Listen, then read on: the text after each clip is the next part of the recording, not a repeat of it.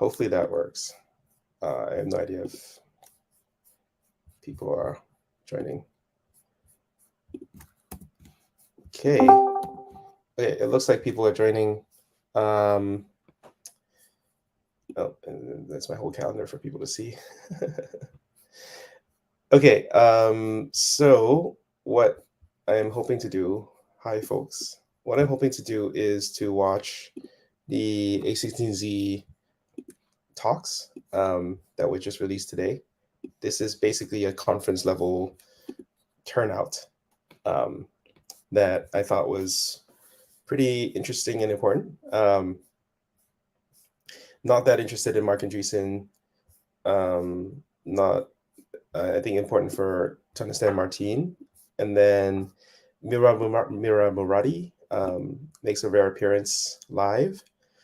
I heard good things about Dylan Field's talk that I do want to check out. I'm not sure who else I do want to see. I guess Noam Shazeer will be the last one. So we'll maybe watch each of these fairly quickly, but then also I'm happy to take comments or discussions. Does anyone want to see anything in particular? Just let me know in the comments or chats. Oh, I need to share my screen for the people watching live. Okay, so I think I'm sharing my screen for those who are watching on Discord. And okay, I think that's about it. So I'm just gonna hit play on this. So this is 14 minutes. Why does it start in the middle? It's very strange.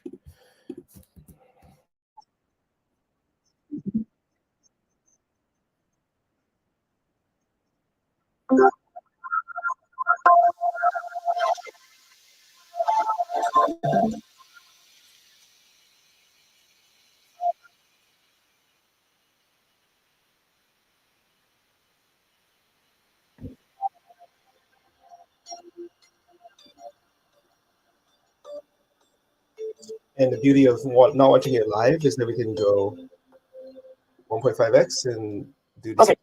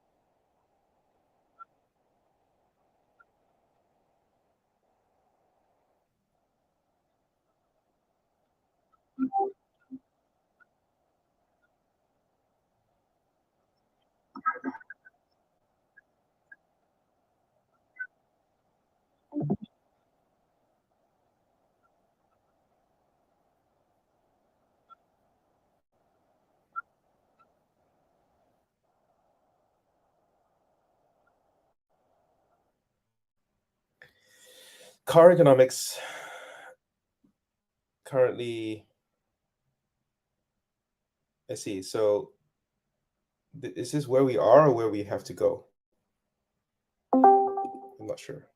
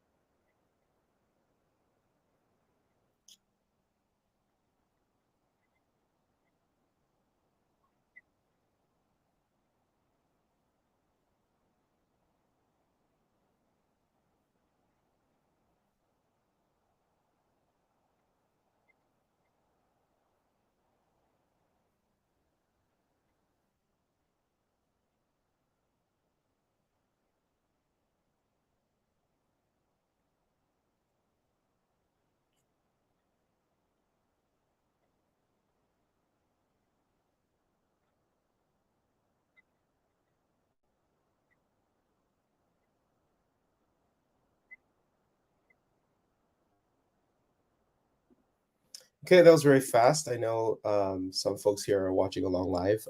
If you want to discuss, you feel free to unmute and say hi. I'm also watching the Discord chat if people are typing. I see Green, I see you typing. So I don't know. I thought that was a pretty standard introduction to the day. They are hosting the A16Z AI Day, so makes sense for them to host. Nothing too mind blowing. I think there's some numbers that are quoted there that are very big.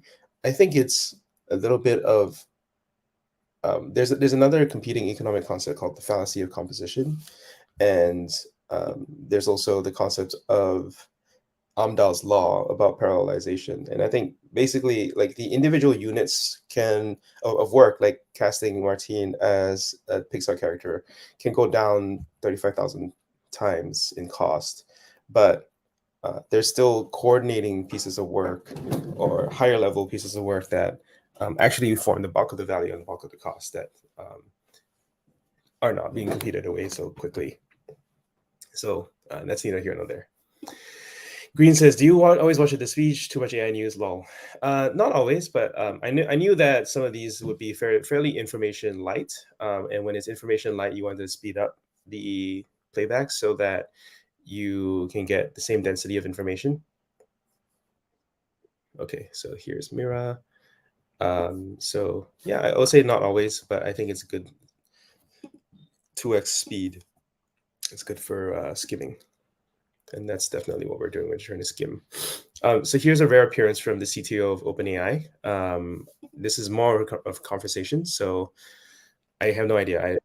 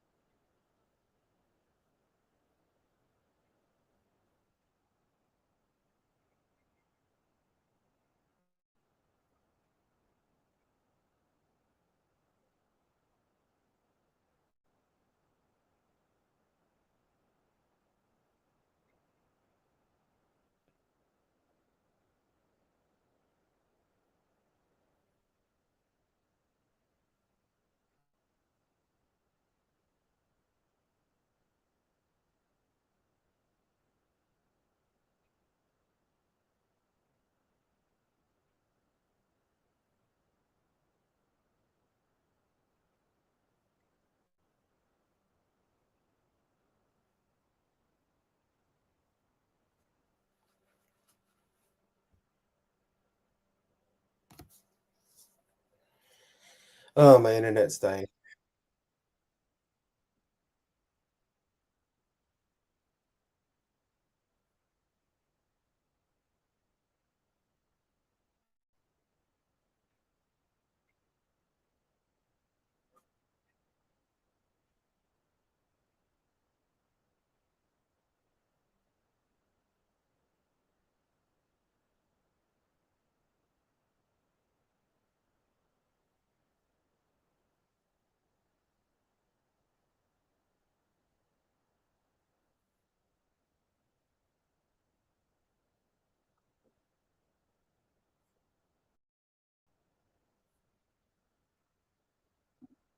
Okay.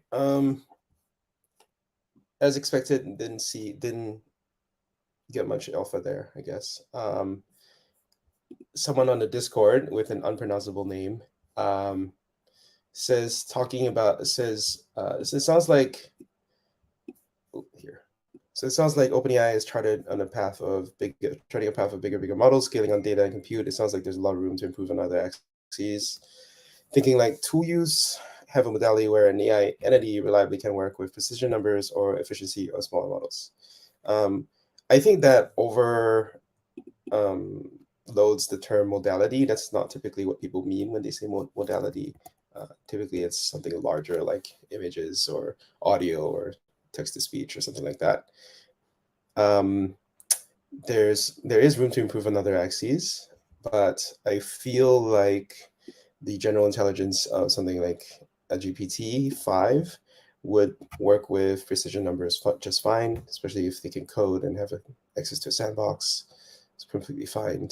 And then efficiency of smaller models is just not something that OpenAI cares about. So that would be my quick responses there.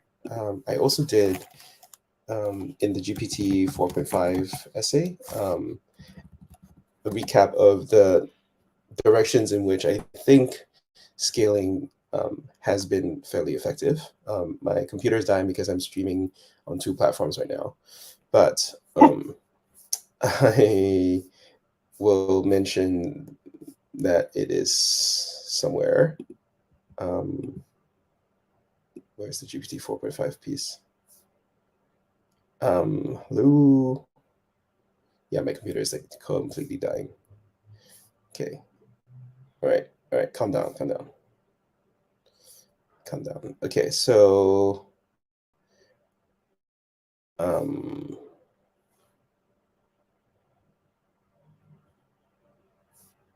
yeah, this is the piece on inference, right? So there is training time compute, and then there is runtime compute, and mainly the scaling that we're talking about here is inference time compute. So I'll just drop a link to that, but this would be similar things that I've heard. We just heard from Mira here, but also from other people that I've met within OpenAI. Is the way that they would phrase it, and hopefully that is helpful to some folks. I think I got to move some of this rendering load off of the main thread because right now it is completely killing my machine, and that's not a good streaming experience for anybody. Okay, so any other questions, comments in the chat? Very much welcome. That's why I'm trying to do this as an open watch party session thing, because I don't know, I just feel like people are interested in hanging out, watching, and discussing things together. And I think that this set of talks was very important to understand. And we might as well be day one enjoyers of this talk. So, hey, what's up? Hey, Sean, this is SJ. Hey. Thanks for hosting this. This is awesome. Some of the stuff she said in there, though, leads me to believe that their Chat GPT Plus and their Enterprise is more, especially with how they're rolling out DALL-E. And I just got the ability to do the pictures today. Like I got that going. You did? They're looking to take. Yeah. I posted something in the thread. I got a. Yeah, and the ChatGPT you can see now. Check that out. I threw a couple photos in there or images. Nice. But they're going after the AI assistant market a little bit too. they're going to be able to, with the context information, and as soon as they roll out a little bit more and they drop the cost a little bit more and then pop up with more, token context length, they're going to be able to have those personal assistants running around. You're going to be able to, especially with the enterprise, from what I've seen there, you're going to be able to pop up a bunch of different things that do different things, and all you got to do is tie in APIs like everybody else does. You're going to have a lot of flexibility with what they're doing. I think they're going to be able to charge more for it too once they've got it ready. Yeah, I mean, look, they have tons of options available to them. Very, very enviable position. Yeah. I don't know what else to say apart from good going for OpenAI, I guess. Yeah, I think they're a good one to have in the lead if we're going to have anybody in the lead. I would agree. I think they have done a great job of inspiring everyone else while releasing things that we can use and participate in the process. So yeah, what else would I say here? I thought that I slowed down a little bit for this last piece about the next 5 to 10 years, right? So she had a few sections that she focused on in terms of the future of OpenAI. One, they're talking about adding modalities. This is something that they just released today. Two, output part of the model where we reinforce. So I don't know what she's talking about here. I think she mentioned reintroducing browsing, so that's important. They probably want to do it in a different way than they used to have it. Browsing's already back in the app. What? Really? In the iPhone app, it is. Oh. Since when was the browsing in the iPhone app? At least I've got mine. Was it always there? I was no, I've been day one on pretty much every release they've done. So I had the code interpreter back in April, May too. Oh man, how do you get in that bucket of A/B testers? I think it's just because I was on day one of ChatGPT too randomly. Oh, they go by sign up ID? Maybe, I don't know. Yeah, maybe. But I can take a screenshot for you and send it over of the what browsing looks like now. Chuck it in there. Okay, great. Well, and then lastly, they talked about we want to put this all together in this collection of agents that people collaborate with and provide a platform that people can build on top of. So this sounds like a new extension. They basically want to turn ChatGPT into an agent platform. If you extrapolate really far out, these models are going to be incredibly powerful. With that, obviously, becoming very powerful models that are misaligned with our intentions into super alignment.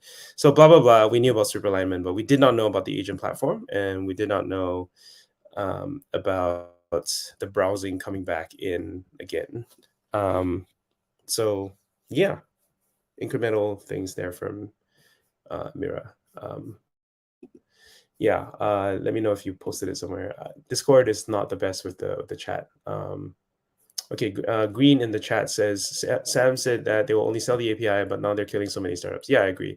I feel like the public statements from Sam disagree with what his own CTO is saying. So Sam has also said that he does not think there is much point left in scaling, and Mira here is like, yeah, there's no evidence that scaling laws is stopping at any point soon.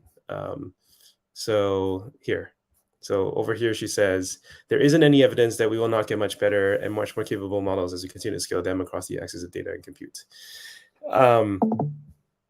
So I feel like Sam and Mira are like disagreeing on some level. I also probably feel like they don't individually care about these questions that much. And these are the kind of questions that only outsiders ask because they don't actually have hands-on connection with the day-to-day work inside of OpenAI. Okay, so there's the second one. I'm interested in Roblox, but not super. I don't think it's going to be super insightful for us. The next one is going to be Dylan Field. I've heard some good things about this talk. Dylan's always a very interesting speaker. I actually had the chance to meet him right after this talk, and such a humble, down-to-earth guy.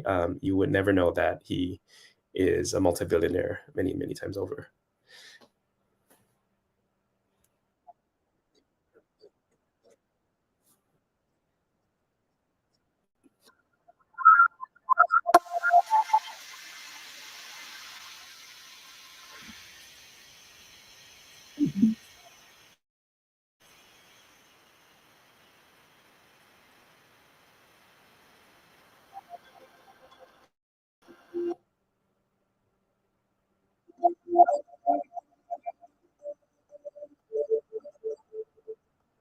Okay, I'm gonna speed it up a little bit because, as usual, these talks tend to go.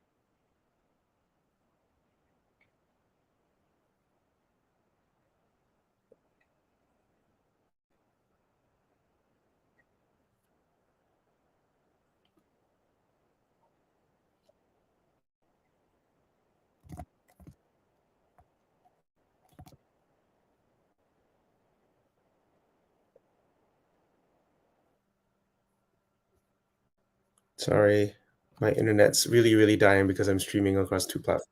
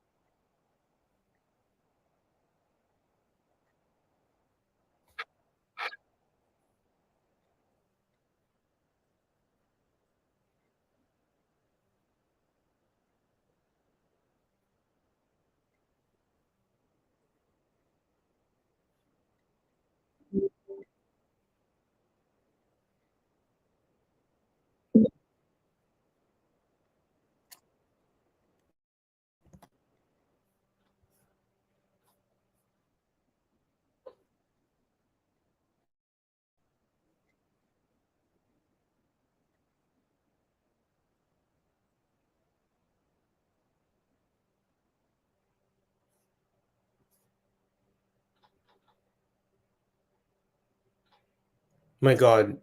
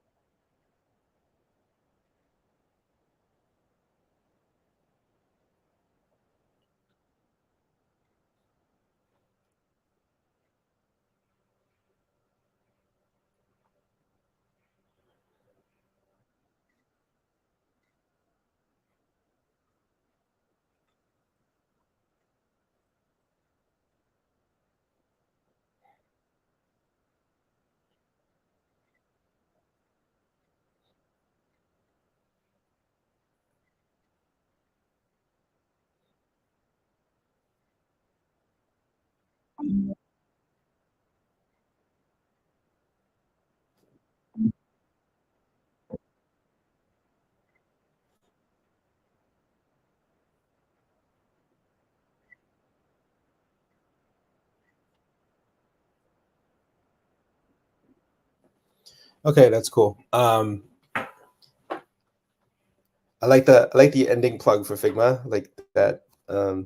Even with all the AI stuff happening, he was still build Figma. I think that makes sense. I wonder what he means by not by that being not what he did.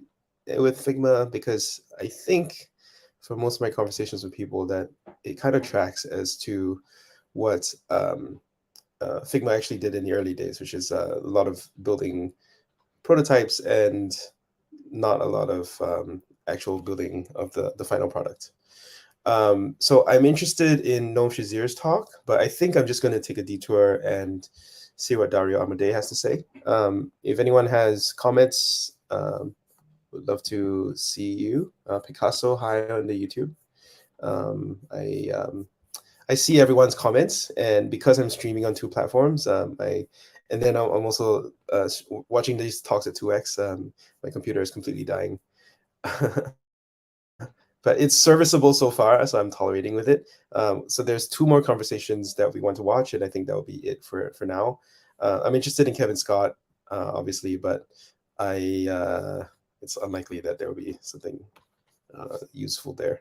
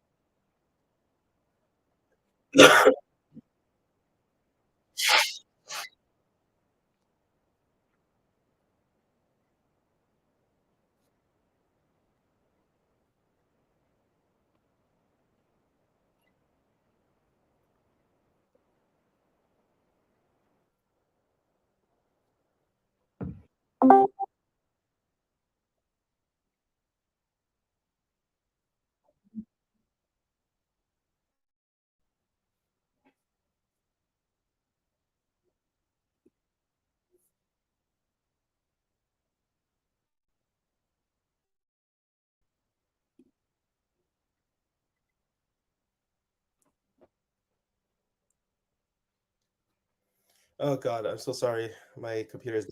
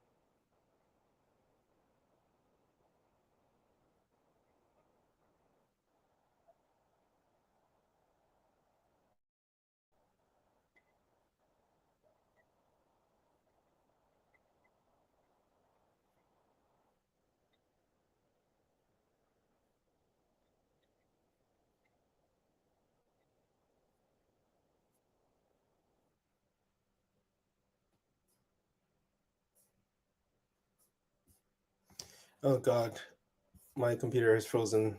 Um, it looks like it's still loading. So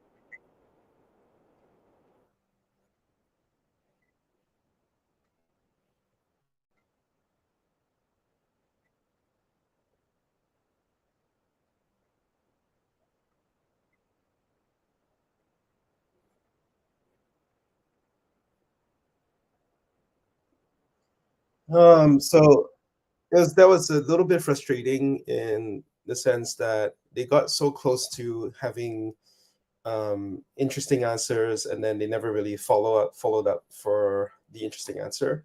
If that was me in the podcast with Dario, I would always try to follow up on any particular thing that he said. So, for example, um, he talked about what are the 5 most unusual terms in his legal contracts using the 100K context window.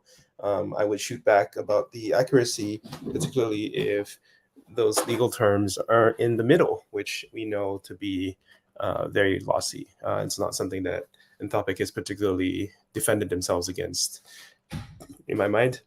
Um, and this conversation about we'll never have literally infinite context windows, but are interested in continuing to extend the context windows and provide other means of interfacing with large amounts of data.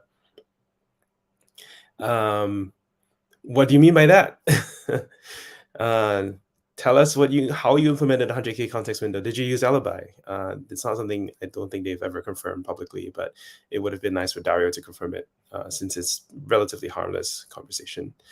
I do think that this estimate is highly credible. Um, the estimate of GPT-4 and Claude 2 being $100 million plus or minus factor of 2. I've seen estimates for GPT-4 go up to $500 million, but that's still more or less within the ballpark. And then I think it's also very reasonable to see models go to 1 billion and maybe 10 billion. Beyond that, probably way too expensive. And we'll have to see a lot of shifts by then. So that's gonna be the next 3 years in AI, which is fucking nuts as shit. And that'll be really interesting. What else? Why doesn't Claude do a code model? They should, because it seems like they care about it. So maybe they should do a code model there, because it seems like Python is interesting to them. What else? They talked about constitutional AI.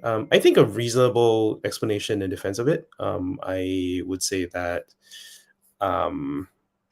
probably is fairly successful. I definitely was very skeptical about it when I initially considered it, but I do think that it is so much cheaper than human feedback that at some point it does make sense. And that's another form of bitter lesson when it comes to using AI assistants to replace human intuition and effort. Okay, I think that will be it for the Anthropic conversation. And then finally, we have Noam Shazeer. So I see in the chat, Green has linked something about eggs melting. I don't know what that means, but I'm sure it's very memeable. So no Shazeer. I always call him the GOAT because he is effectively the Albert Einstein of our time. And now that he's creating characters, it took a long while for people to also do characters as well.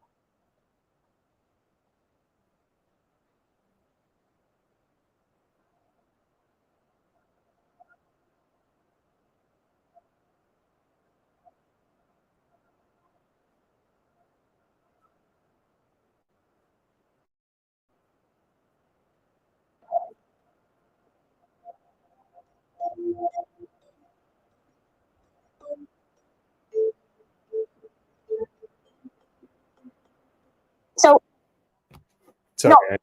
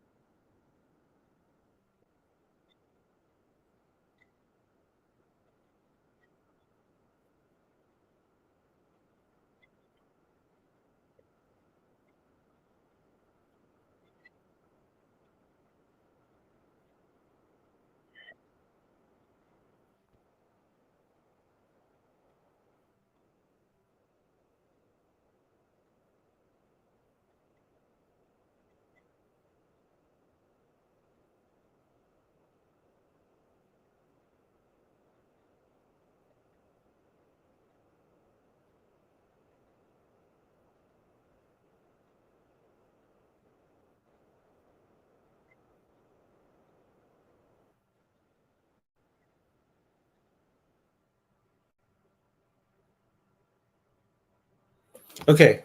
That was there was a moment.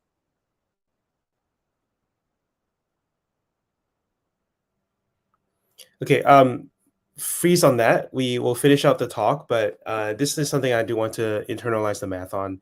It's something that people in my circles have talked about as a wow moment that he did that math live. And I do think that it's important to do order of magnitude calculations easily and just get normalized to it, desensitized to it, because that's how you do AI estimations.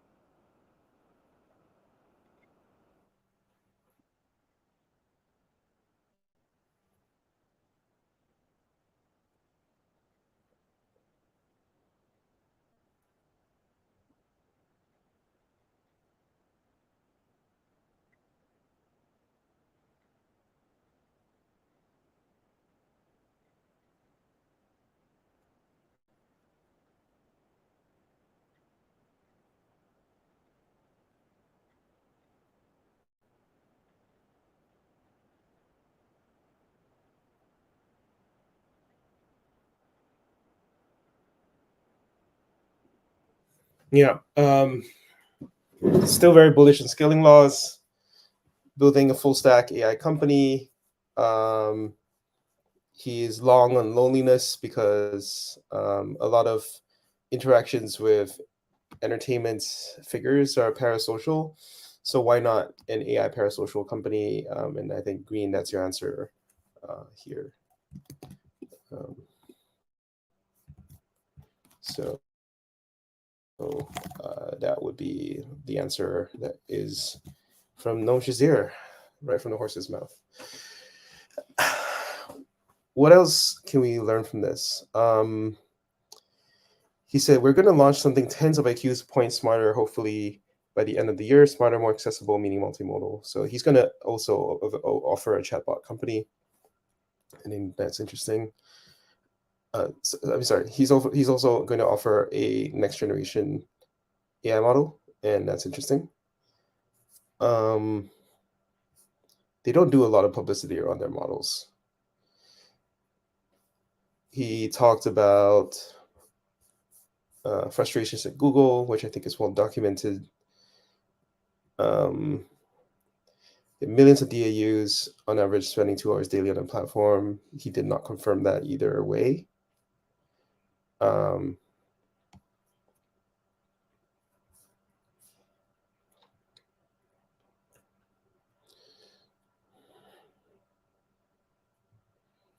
okay. Okay. So the final piece of today's stream, I kind of wanted to go through the math uh, of this thing just to try to internalize it.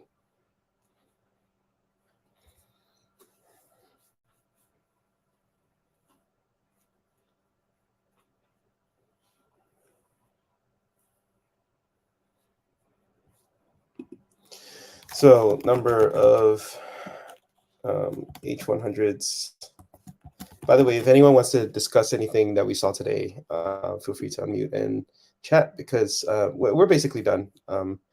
My computer's mostly just acting up because Google Sheets is extremely heavy, but we're basically done here.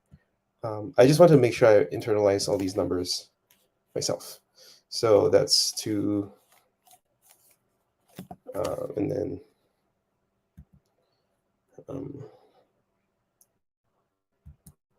fuck.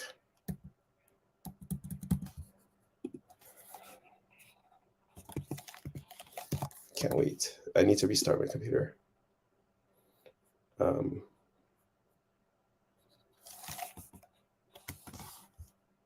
So what is this? Is this 1 million?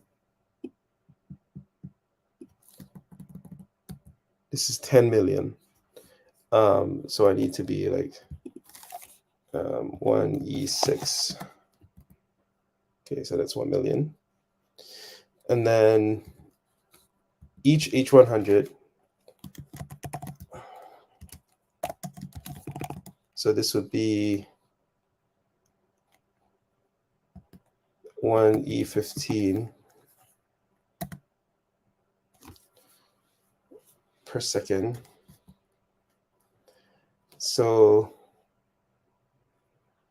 2 times 10 to the 21.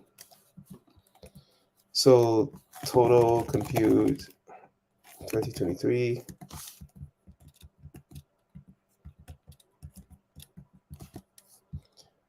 is, it's going to be 2 this times this equals that. Yep.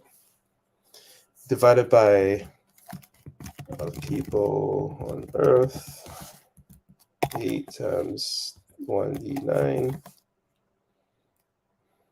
So 21 minus 9, it would be 12.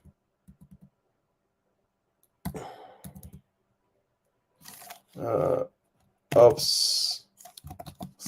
Okay, so what he wants here is flops per person.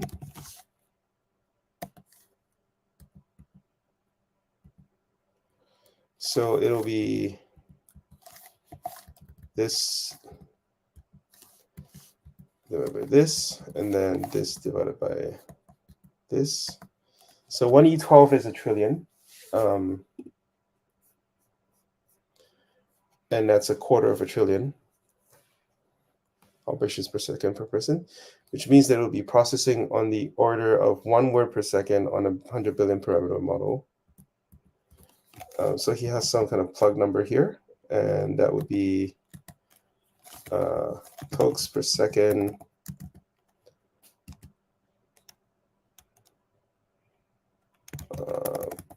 per person.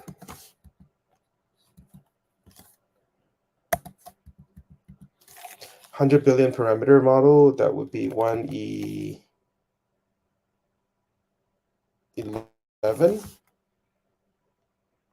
Yeah.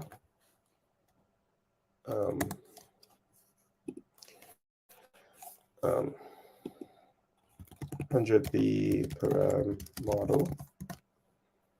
Okay, so how do you take that conversion from flops per person to 100 billion parameter model? So he has flops per person in a 100 billion param model, and he's basically saying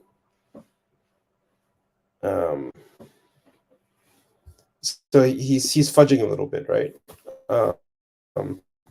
Because if each param was 1 flop, which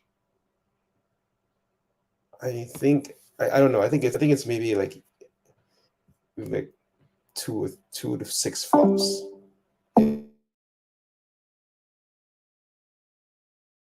Is the math there? So then this would be these are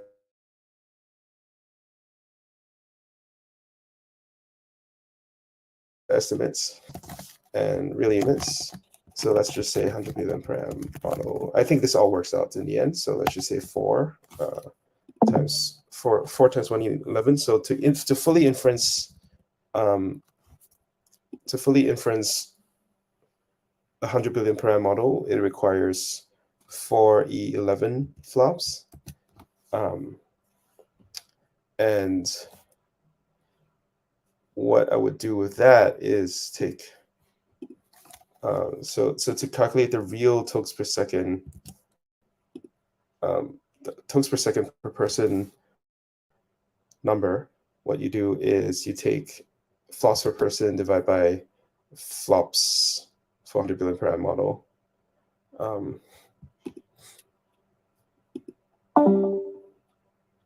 That's if I am able to do any conversation conversion here. Yo. Okay. So this would be false for 100 person per eye model, and this would be this divided by this.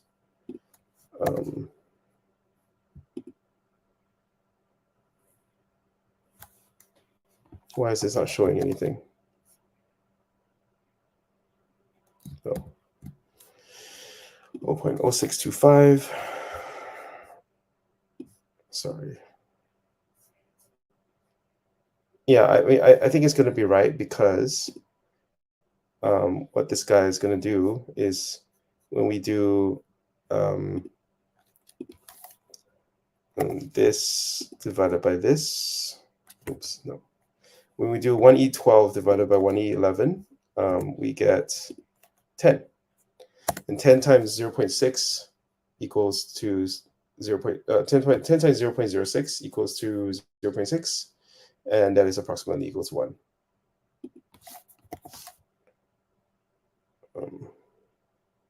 Are you doing math on something from that A16 talk?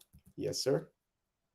I'm just okay. I'm trying to follow along Noam Shazeer's math on total flop capacity and trying to internalize how exactly he does it so that I can do something similar in future if I need to. Because I think it's important to have all these numbers basically just kind of like seared into your brain. You need to be able to think very quickly on these kinds of estimations to know if something's possible or if it's like just violating the laws of physics. And so these are upper bounds and on essentially like how much compute can be done.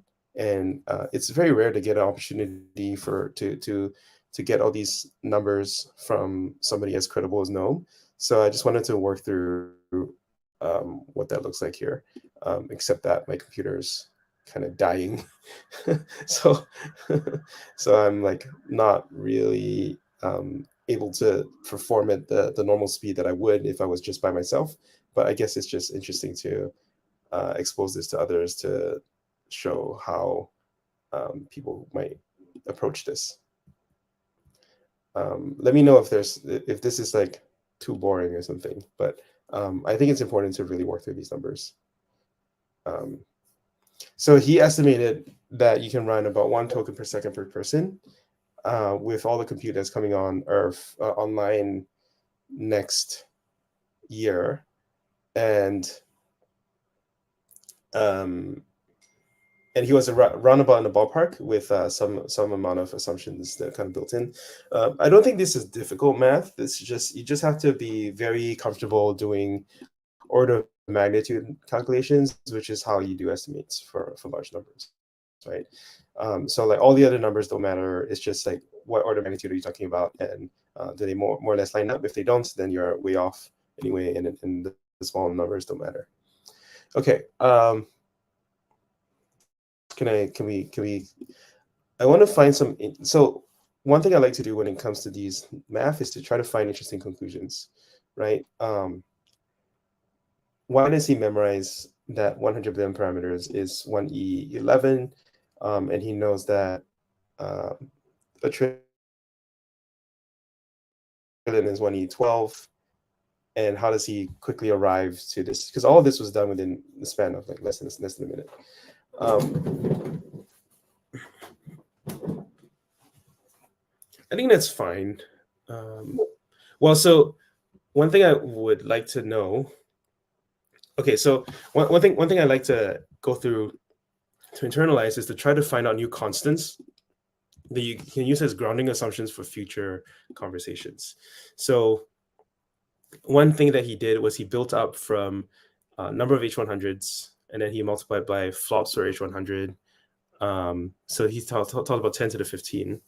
And so the total compute of that's going to be added in 2024 is 2 times 10 to the 21. And you don't actually have to do all of that because